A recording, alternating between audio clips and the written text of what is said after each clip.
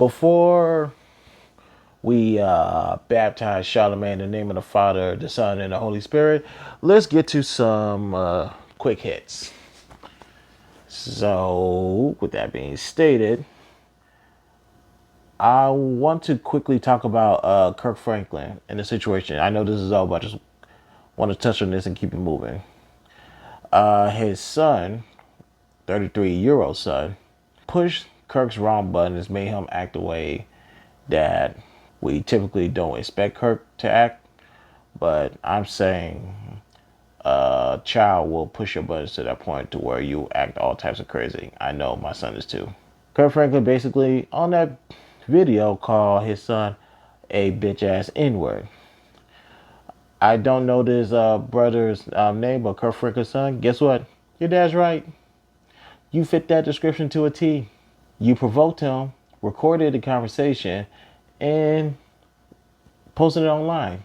You's a whole ass fuck boy, in my opinion.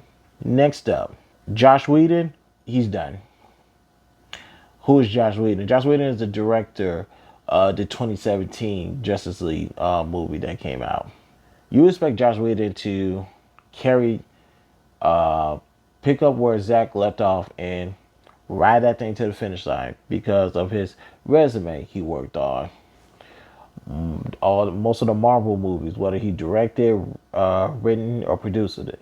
Problem is that did not translate to DC. Matter of fact, it was not compatible with DC. You just can't sneeze on certain things and be like, voila, masterpiece. Nope, that's not how this works, especially on the Zack Snyder project. So the way I see it is this: Joss Whedon will never work, and I'm just gauging hyperbole, so bear with me.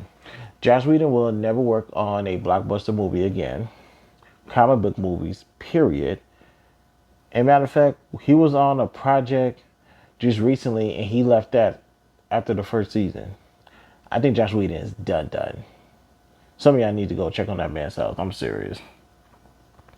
Now, why are we getting rid of 2017 Justice League? Because Zack Snyder brought his own version of Justice League out on this past Thursday.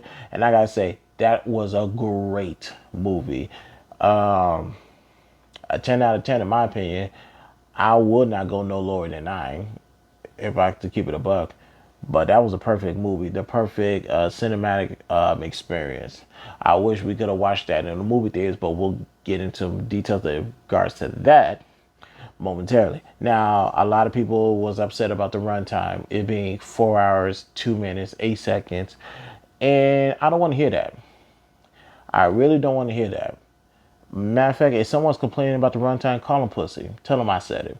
Because if you watch the movie on the timelines, there's markers that will tell you what chapter you're in. There are 6 parts plus a bonus chapter and then the credits. If you're really pressed for time, some of you guys are not that busy because you're on your phone all the time, just watch one chapter and go do something else.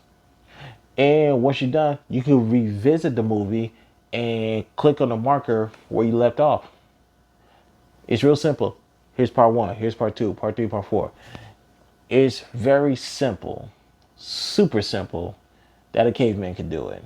Another thing that in regards to the movie was Martian Manhunter, but let's not get into that because that was one of my highlights of the movie, because that's going to be in the challenge, which we are going to start right now.